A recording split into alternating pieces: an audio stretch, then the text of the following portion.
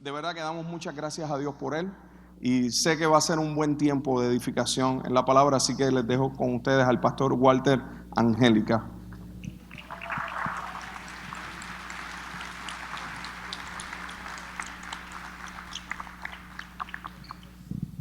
¿Cómo está? Que el Señor le bendiga. Quiero saber si vamos a prender las luces para poder verle las caras, la reacción de cada uno de ustedes. Me hubiese encantado ver la reacción de ustedes cuando dijo, es argentino. Creo que escuché, es argentino. Está permitido eso, pastor. Es un placer para mí poder estar hoy en las catacumbas, mi primera vez. Estoy realmente emocionado, me acompaña mi esposa, me acompaña una de nuestras 3 hijas y cuando me dijeron que era un campamento, mi idea de campamento me hizo preparar una mochila con borceguíes esos y un montón de off y un tent. Mi idea de campamento es la siguiente: ir a un lugar feo, ¿sí? Pasar hambre. ¿Cuántos de ustedes pasan hambre en los campamentos donde yo iba? Es más, salíamos de ahí y corríamos a juntar dinero a ver si podíamos comprar una pizza para recuperarnos. Amén. Bueno, Dios nos habla, nos ayunamos así.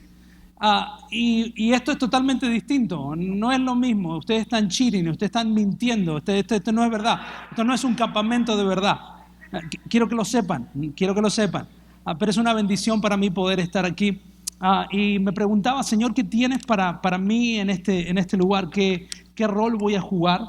Y ¿sabe qué? El hecho de ser argentino, quiero que sepa lo siguiente.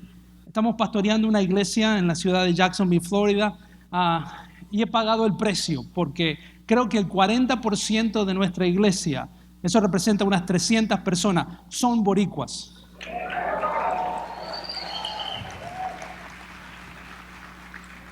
Y podemos discutir con el nivel de éxito que hemos pastoreado, pero no sé qué tan malo ellos han hecho que yo soy su pastor. Y yo no sé lo bueno que yo he hecho para merecérmelos. Pero ha sido toda una aventura. En nuestra iglesia es una iglesia multicultural, tenemos más de 20 nacionalidades representadas ahí. Somos una iglesia multigeneracional, creemos, invertimos en los jóvenes, en la próxima generación. Y somos una iglesia que nos reunimos en múltiples localidades.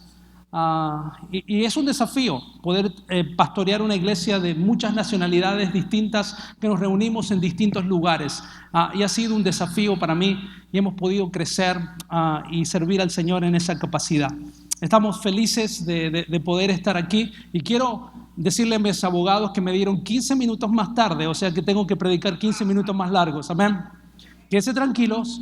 Yo no creo que para que un mensaje sea divino tiene que ser eterno. ¿Cuántos dicen amén? Pero quiero que sepan que voy a usar cada uno de los minutos que ustedes me dan. Es más, a esta hora en mi ciudad, a las 9 de la noche, nos vamos a dormir como las gallinas. Ya no existe nada, se cierra absolutamente todo. Pero aquí ustedes celebran todo hasta altas horas de la noche. Y nos damos cuenta, apenas aterrizamos ya había una fiesta, ya aplaudían solamente por haber llegado vivos.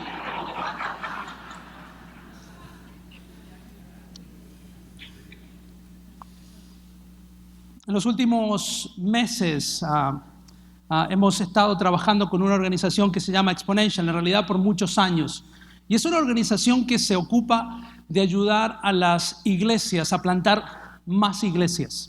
Creemos que necesitamos líderes saludables para plantar iglesias saludables. ¿Cuántos dicen amén? Y por los últimos 3 meses tomé el compromiso de visitar 10 ciudades en los últimos 3 meses. Hemos estado en Los Ángeles, empezamos, por supuesto, tiene que comenzar en Puerto Rico, fue nuestro primer evento, ahí donde conocí a sus pastores, que ha sido un privilegio para mí llamarlos hoy amigos, tienen pastores acorde al corazón del Señor. Así que quiero que den un aplauso a los pastores por tomar tremendo riesgo de invitarme a mí.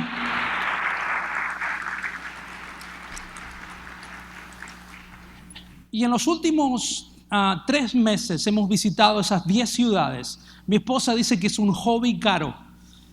Yo no sé usted qué tipo de hobby tiene, pero mi hobby es salir los viernes a la noche, pagar mis expenses, ir hasta Nueva York, Los Ángeles, California, estar el viernes a la noche ahí, enseñar todo el día sábado, volar el sábado a la noche y predicar en nuestros 3 servicios el día domingo. Eso es un hobby, ¿sí? Es un hobby caro, dice mi esposa, porque siempre le traigo los bills que hay que pagar, ¿no? Pero amamos la iglesia. Creemos que los líderes son la esperanza de la iglesia. ¿Cuántos dicen amén? Y creo que la iglesia sigue siendo la esperanza del mundo. ¿Cuántos dicen amén a eso? Y es por eso que hemos dedicado nuestra vida a plantar iglesias, a expandir el reino del Señor, y no podríamos estar haciendo ninguna otra cosa con nuestra vida que invertir nuestras propias vidas en la casa del Señor. Y me gustaría darle un reporte. Me siento como esos misioneros que se van y la gente se olvida que fueron enviados. ¿Ha estado ahí? ¿Sí? Y siento que siempre tengo la responsabilidad de contar cómo está el estado de la iglesia en general. Pero quiero que sepan que ustedes son, y no me gusta usar esta palabra, pero es justa, ustedes son una anomalía. Ustedes no son ni un campamento, porque realmente un campamento uno tiene que pasar hambre. ¿Cuántos dicen amén? Tiene que ir a un lugar feo y este lugar no es feo. Es más, creo que si mi amigo pastor mexicano Jesse Padilla, que vive en Chicago, diría lo mismo que dice cada vez que visita a Jacksonville, que sigue siendo la Florida. Dice, ustedes aquí no necesitan a Jesús. Y cuando uno ve las playas y cuando uno ve la felicidad de la gente, uno llega a pensar que la gente no necesita a Jesús, pero independientemente de donde vivimos, la gente sigue necesitando a Jesús. Amén. Déjeme darle el estado de la iglesia en general. He visitado muchas iglesias grandes, pequeñas, por los últimos meses. Y gracias al research de Zen Institute, de Barna Institute, de Lifeway Research, han sido capaces de establecer cuál es el estado de la iglesia. Y quiero decirle que ustedes no tienen una conferencia, ustedes tienen una comunidad con una causa. Ustedes no son una conferencia, es una comunidad, es una serie de familias que tenemos una causa en común, y es de glorificar el nombre de Jesús en todas las naciones. ¿Cuántos me dicen un amén? Pero quiero contarle cuál es el estado de la iglesia en general. ¿Sabe que el 80% de las iglesias en los Estados Unidos, incluyendo Puerto Rico, están en grandes problemas? Están sobreviviendo, están yendo de semana a semana, están tratando de ver si van a durar 6 meses más, 1 año más. El 18% de las iglesias están sumando personas. Tal vez se le van una familia, pero tal vez llega una nueva familia. Están de a poquito en el modo más que sobrevivir, están sumando. Y solamente un 4% de esas iglesias son lo suficientemente saludables para plantar más y nuevas iglesias. Y solamente 1%, casi inexistente, menos del 1%, son iglesias que se están multiplicando. ¿Y sabe que hemos sido llamados como iglesia de Jesús para vivir una vida plena y abundante? ¿Cuántos dicen amén? Hemos sido llamados a ser cabeza y no cola. Hemos sido llamados a cosas más grandes. Y siempre me he preguntado, Señor, ¿cuál es la raíz del problema de la iglesia en general? Estoy hablando de la iglesia latina como la iglesia anglosajona. Estamos experimentando un declive. Y con mi esposa nos hemos comprometido a cambiar esa curva. Tenemos 2 opciones: nos podemos quejar del estado de la iglesia o podemos invertir el resto de nuestras vidas a que esa trayectoria descendiente empiece a subir y empezamos a plantar más y más importantes iglesias alrededor del mundo. ¿Cuántos dicen amén? Y si ese porcentaje de iglesias pasa de un 4% a un 7%, yo he invertido el resto de mi vida bien. Y yo estoy convencido que al final de los días que vamos a pasar juntos, aquí van a salir los nuevos plantadores que Puerto Rico necesita. ¿Cuántos dicen amén? Es más, estoy dispuesto a robarme cuantos líderes el pastor me permita hacerlo. www.angelica@iglesiaciudad.org.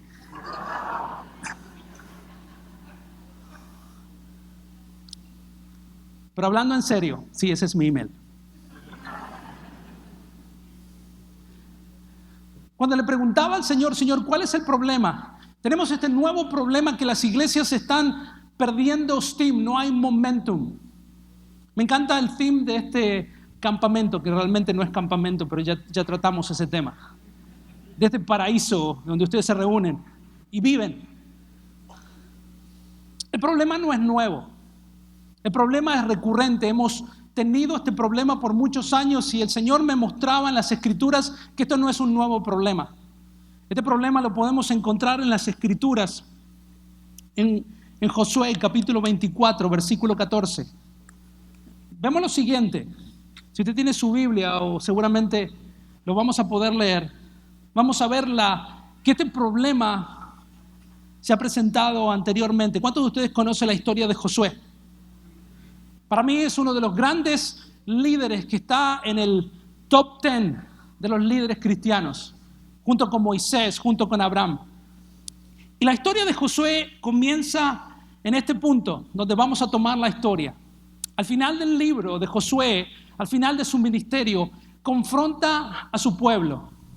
Y la Biblia dice lo siguiente, dice, ahora pues, temed al Señor y servirle con integridad y con, dígalo conmigo, fidelidad. Quitad los dioses de vuestros padres, sirvieron al otro lado del río y en Egipto, y servid, ¿a quién? Al Señor. Si no os parece bien servir al Señor, dice Josué, escojan hoy a quién habéis de servir.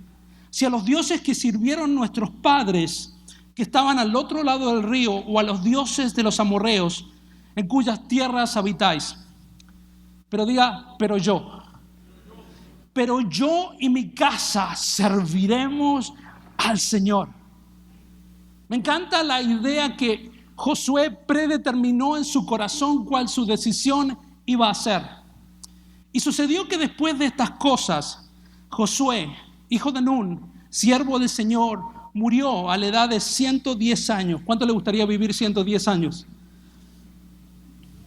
Y sirvió Israel al Señor todos los días de Josué y todos los días de los ancianos que sobrevivieron a Josué. Y habiendo conocido todas las obras que el Señor había hecho por Israel. Si usted estuviese leyendo la Biblia cronológicamente, la Biblia lo llevaría a Jueces capítulo 2, versículo 7, que sigue contando la misma historia. Y dice, y el pueblo sirvió al Señor todos los días ¿de quién? De Josué.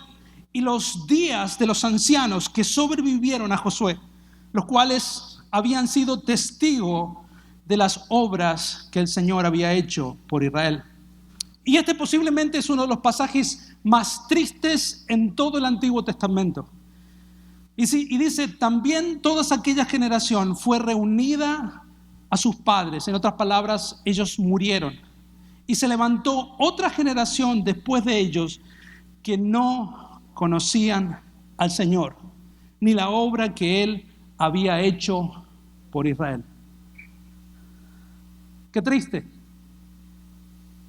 Qué increíble que una generación no había conocido ni al Señor ni las obras que habían hecho.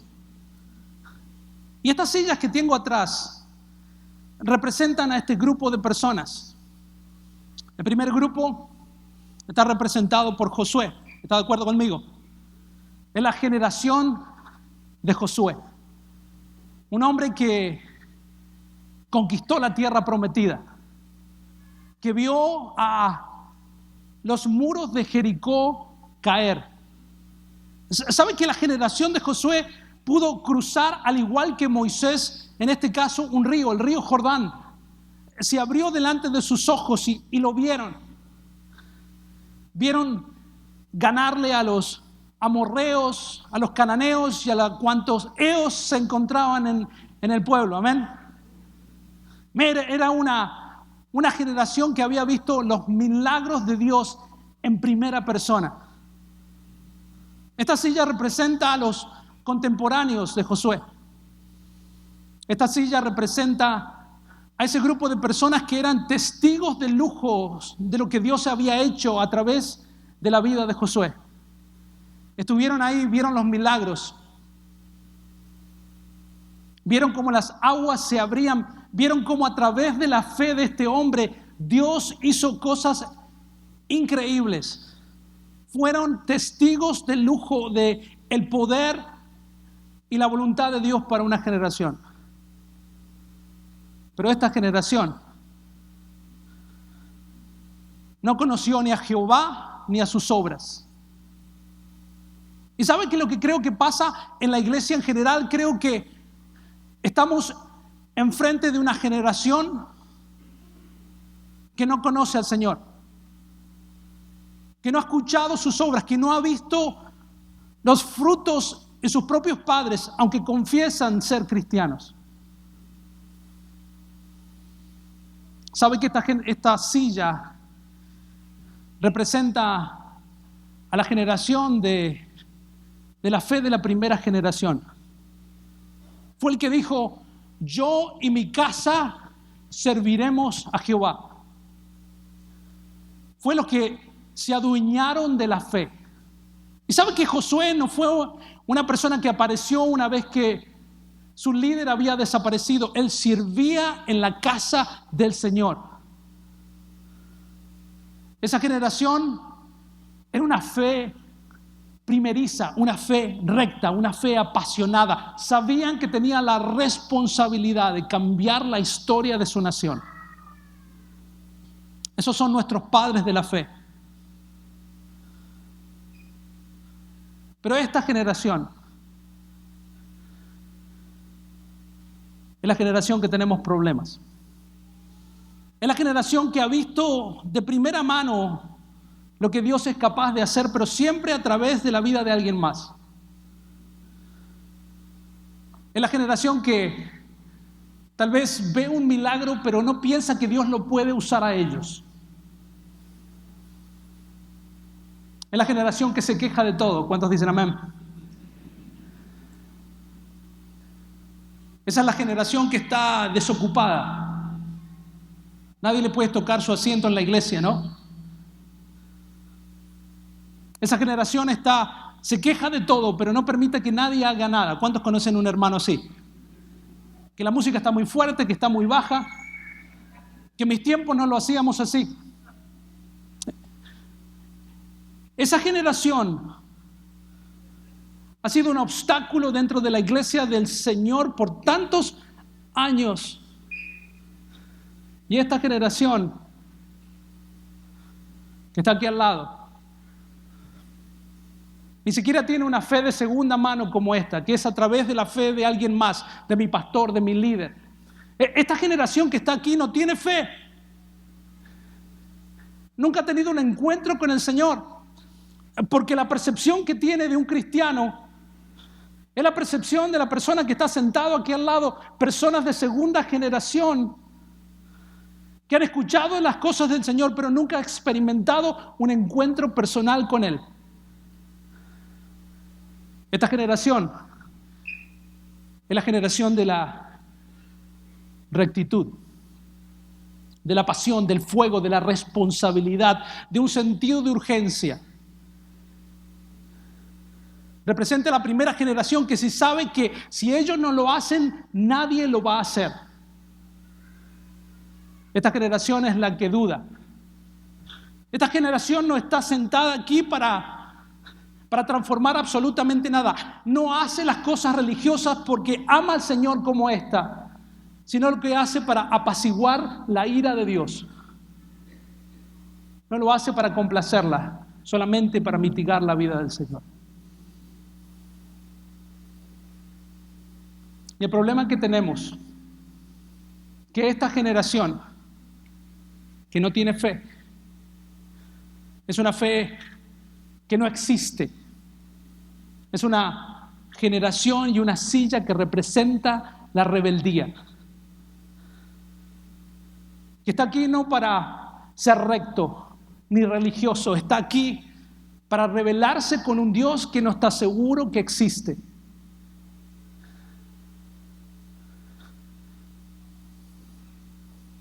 Sabe que la primera generación tiene un objetivo, que es alcanzar a aquellas personas que todavía no conocen al Señor. Pero por la gracia y misericordia de Dios, yo estoy convencido que Dios puede movernos de silla. Si usted o alguien más está sentado en esta pasividad, en este desempleo ministerial que está simplemente quejándose, ¿y este argentino quién lo trajo?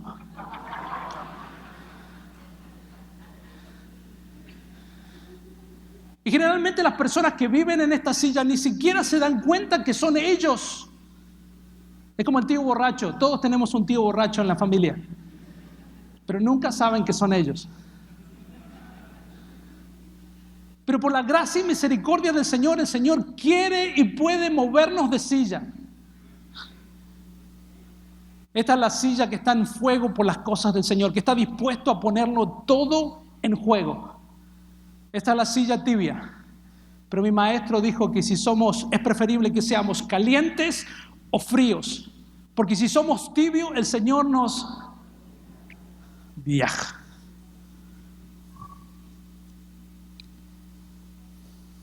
Imagínese, ¿qué pasaría solamente por un minuto si cada persona de la iglesia, de cada iglesia, y no me importa si su iglesia tiene 20 o tiene 20,000 personas, ¿qué pasa si cada miembro de nuestra iglesia alcanzara su máximo potencial en Cristo? Piense en eso. Piense que si cada persona en nuestras iglesias pudiesen entender que juegan un rol fundamental en la misión de Cristo, ¿qué pasaría? ¿Qué pasaría si cada uno de nosotros encontramos la razón por la cual Dios nos puso en esta tierra? Bless you. Déjeme decirle algo. La razón por que Cristo murió, la razón por la cual el Padre entregó a su Hijo y vivió una vida perfecta y murió una vida horrible, no fue para que usted tenga un condo en Orlando. No fue para que usted cambiara el auto todos los años. Si usted lo puede hacer, gloria a Dios. Pero ¿será que el Señor nos ha llamado para vivir una vida más grande? ¿Será que los sueños de Dios son mucho más grandes que nuestros sueños? ¿Que los pensamientos del Señor son mucho más altos? Pero esa silla es cómoda. Esa silla es pasiva. ¿Qué pasaría si cada miembro de nuestra iglesia pudiese tomar el llamado de Dios para su vida seriamente? Diga conmigo, ¿qué pasaría? En los próximos 2 días o día y medio vamos a empezar a encontrar cuál es la solución para que la iglesia salga de su estancamiento y empiece a movilizarse. ¿Sabe qué es momentum? Es masa y velocidad. Creo que uno de los motores que propulsa lo que Dios está tratando de hacer es nada más ni nada menos que el Espíritu Santo. ¿Cuántos dicen amén? Y creo que lo que necesita la masa, ese movimiento, es la iglesia de Jesucristo. ¿Sabe que no somos parte de un equipo perdedor? Somos parte del mejor equipo. Y tenemos la causa más grande en la historia de la humanidad. Y hemos sido llamados para sobresalir en cada aspecto, en cada lugar que el Señor nos ha puesto. ¿Qué pasaría? Una de las razones por la cual estoy aquí, y no es necesariamente el triple mofongo con caldo, no obstante, las playas y la buena comida y la buena gente ayudó mucho. Pero la razón por la cual estoy aquí, y no estoy en Dallas, Texas, como se suponía que tenía que hacer, es porque cuando me dijeron cuál es el versículo lema, mi corazón latió fuerte. ¿Sabe que de todos los versículos en la Biblia, mi versículo favorito es Efesios capítulo 2, versículo 10? Y yo estoy convencido que es todo lo que necesitamos para que la iglesia del Señor se movilice y tome momentum y logre el impulso que necesita para transformar nuestra sociedad. Vea conmigo Efesios capítulo 2, versículo 10. Y dice esto: porque somos hechura de Dios. No dice hachura de Dios, ¿ok? Es otra cosa. Porque somos hechura de Dios, creados en Cristo Jesús, dígalo conmigo, para buenas obras, las cuales Dios dispuso de antemano a fin de que pongamos en práctica. Mi hermano, la palabra hechura en inglés es workmanship. En español en griego es poem. En inglés es poem. Veo que hablo 4 idiomas también. En español es poema. Mi hermano, usted es el poema de Dios. Usted es la obra maestra de Dios. ¿Sabe que cada uno de nosotros somos distintos de cada manera que se puede imaginar? La creatividad de Dios es tan excelsa que no existe un ser humano que sea exactamente igual a otro.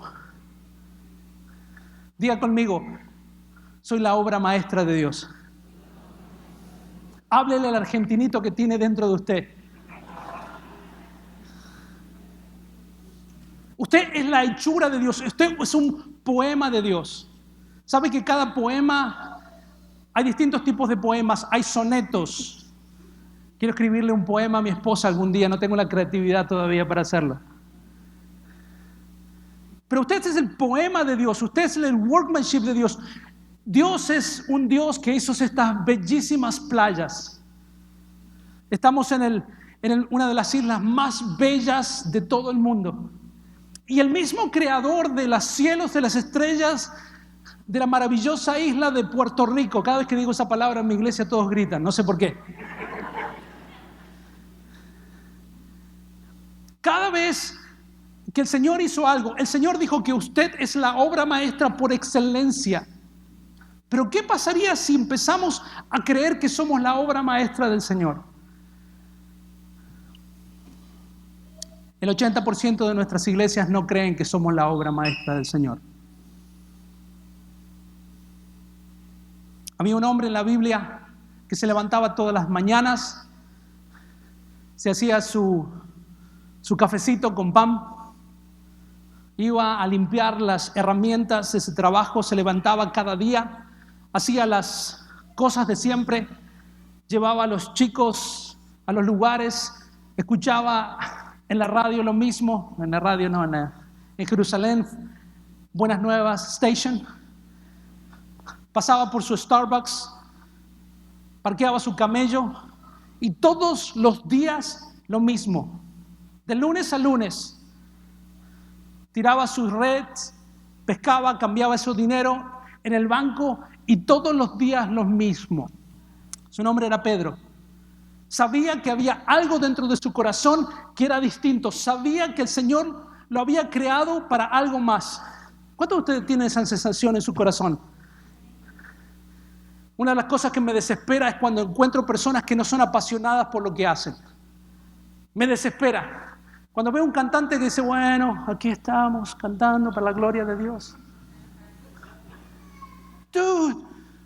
Cuando escucho predicadores decir, bueno, vamos a hablar la palabra del Señor, el gozo del Señor.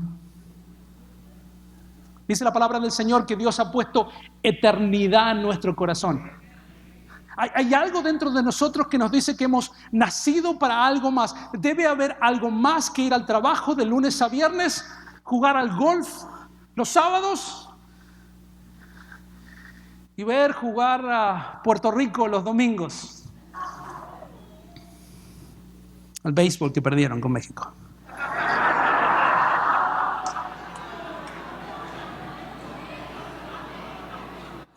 No me lo digan a mí, ese hermano es mexicano.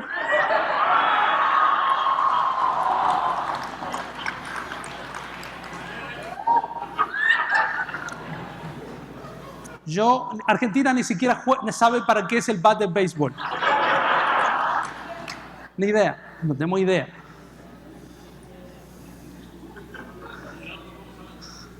¿Tengo idea? No importa, anyway.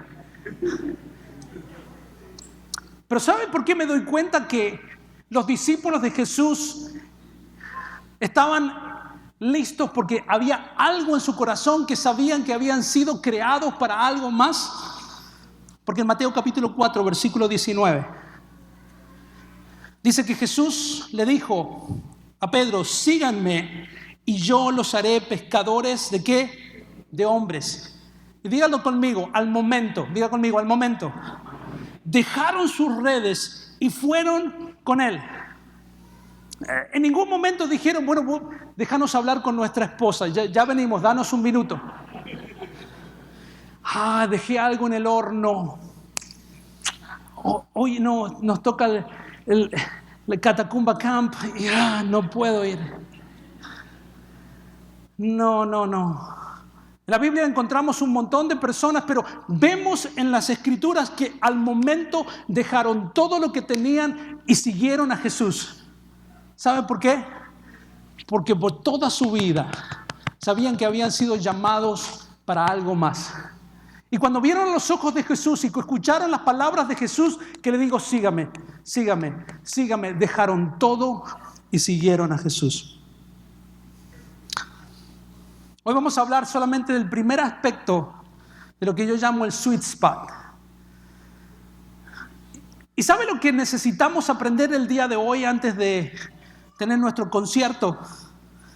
Tenemos que entender que Efesios capítulo 2, versículo 10 empiezan a contestar tres de las preguntas fundamentales que todos nosotros tenemos que saber y responder. Y la primera es, ¿quién soy? ¿Se ha preguntado? No, yo no le pregunté a qué se dedica. Yo no le pregunté qué es lo que hace. Yo no le pregunté lo que dice su business card. Yo le pregunté, ¿quién usted es? Mira lo que dice la Biblia, Efesios 2:10. Porque somos hechura de ¿quién? Voy a hablar de este lado. ¿Somos hechura de quién? De Dios. Soy la obra maestra de Dios. ¿Sabe que si no sabemos quiénes somos, alguien más nos los va a decir? ¿Sabe que si nosotros no somos capaces de articular claramente quiénes somos, el mundo nos lo va a decir? Si no somos capaces de contestarles a nuestros hijos quiénes son, Facebook se lo va a decir, Instagram se lo va a decir, YouTube se lo va a decir. ¿Quién se supone que soy? Primera de Pedro capítulo 2, versículo 9. Hay una verdad fundamental que quiero compartir rápidamente con usted. Dice, pero ustedes son, dígalo conmigo, lo conocen muy bien. Dice, pero ustedes son linaje escogido, real sacerdocio, nación santa, pueblo que pertenece, ¿a quién le pertenece usted? A Dios. ¿Para qué? Para que proclamen las obras maravillosas de aquel que los llamó de las tinieblas a la luz admirable. Ese es quien es usted. Hay personas aquí que sé que vienen del mundo y gloria a Dios por eso. Y me doy cuenta porque cuando estábamos adorando al Señor, algunos se empezaban a mover y yo decía, eso no lo aprendí en la iglesia. Ahora entiendo por qué apagan las luces ustedes.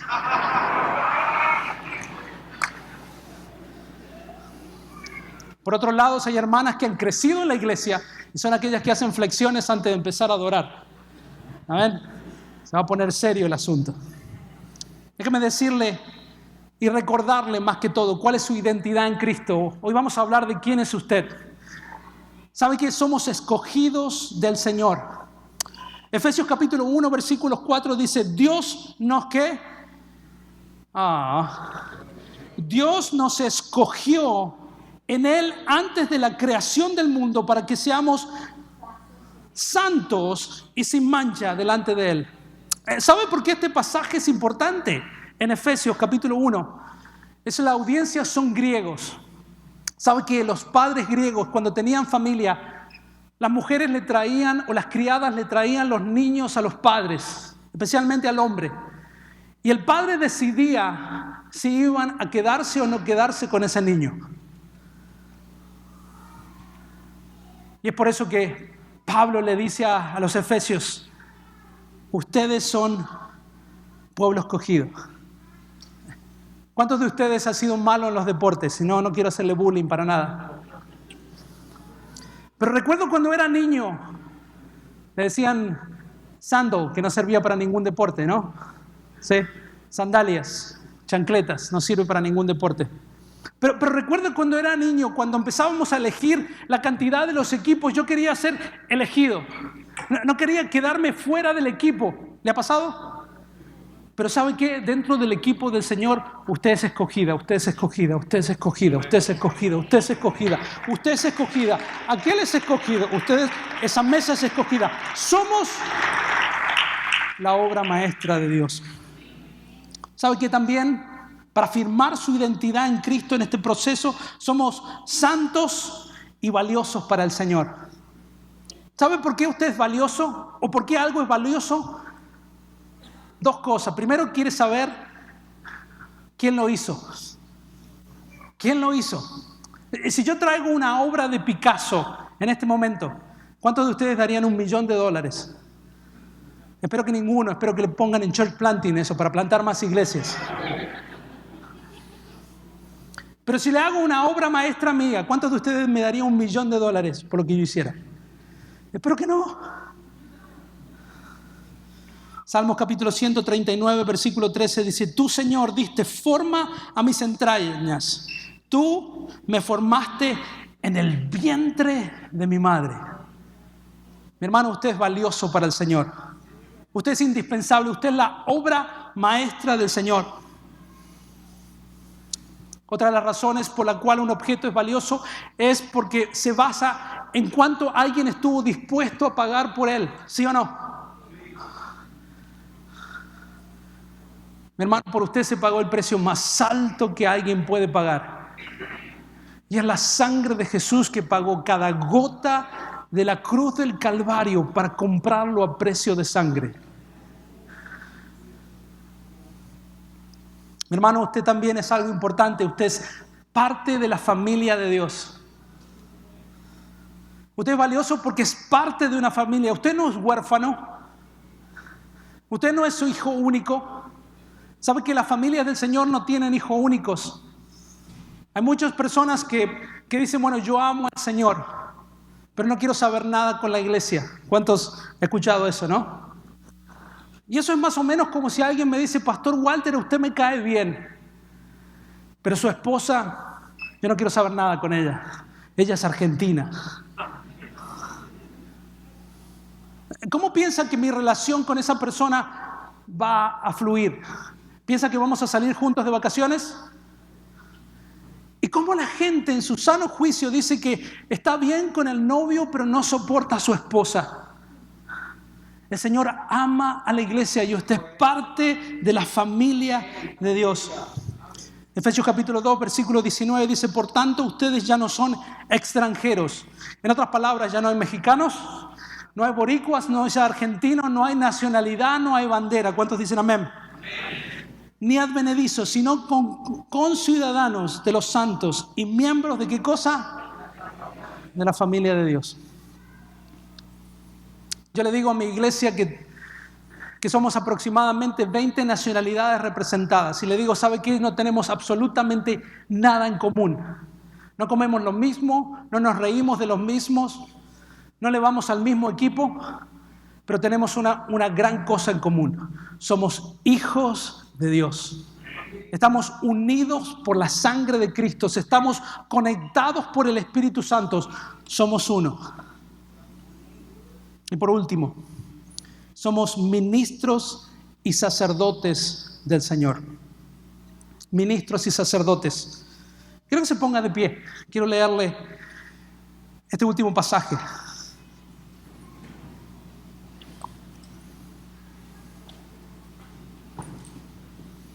Primero de Pedro, capítulo 4, capítulo 2, versículo 9. Yo quiero invitar a los músicos y yo quiero que tal vez cierre sus ojos por unos minutos. Y quiero que reciba esta palabra de parte del Señor.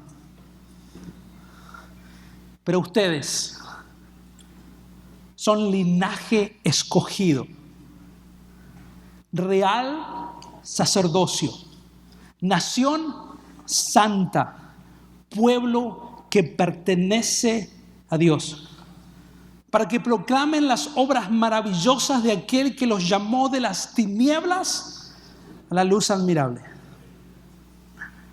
Hermano, el gran problema que tenemos en la iglesia no es el posmodernismo, el supramodernismo, el materialismo o cualquier ismo que a usted se le pueda ocurrir. Ni siquiera el socialismo. El problema en la iglesia de Jesucristo es que tenemos una generación que conocía al Señor y sus obras. Estaba dispuesta a darlo todo. Tenía esa fe de primera mano. Pero algo pasó. Nos empezamos a acomodar, empezamos a transicionar de una realidad a la otra. Nuestras iglesias empezaron a institucionalizarse. Y la gente de esta silla empezó a estar más familiarizada con los programas de la iglesia que con la presencia del Señor. Nos empezamos a acostumbrar y empezamos a hacer una serie de esfuerzos humanos que se transformaron en simplemente un ejercicio de la carne. Y esa generación que necesita a Cristo, lo único que conoce de nosotros es una serie de reglas y una serie de tradiciones, y terminan llegando a la conclusión que si seguir a Cristo significa que tengo que ser amargado, que tengo que transformarme en una persona que no he sido llamada a ser. Yo no quiero seguir a ese Jesús. Pero si las personas no están dispuestas a pasar de esta silla a una silla de compromiso con el Señor y pasar de una fe de segunda mano que ha sido heredada tal vez por personas bien intencionadas, pero nunca se ha transformado en la fe personal, si no somos capaces de moverlas, tenemos que eliminarlas. Porque esta generación, que son muchos y son miles de personas que todavía no han escuchado o experimentado a Cristo, necesitan una generación apasionada por Él, que entiendan que el propósito por el cual existe es para alcanzar a que todavía no ha escuchado a Cristo y no están interesados ni siquiera en la forma o en la metodología. Solamente necesitan una persona que se parezca a Jesús y que esté dispuesta a no dar una hora de su semana, sino el resto de su vida por la causa de Cristo. Imagine, ¿qué pasaría si cada miembro de nuestra iglesia, si cada niño, si cada joven, si cada anciano pudiese creer por un segundo que son la hechura de Dios, creados por Cristo Jesús para hacer una buena obra? Padre, en el nombre de Jesús, Padre, yo te pido que en los próximos días, Señor, podamos empezar a entender la obra maestra del Señor y empecemos a tener una claridad de quiénes somos en ti.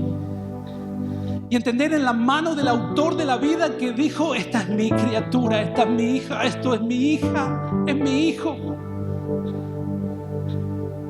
En creer que cada vez que el Señor nos hizo a cada uno de nosotros, llamó a sus ángeles y dijo: este es mi hijo, esta es mi hija, míralo.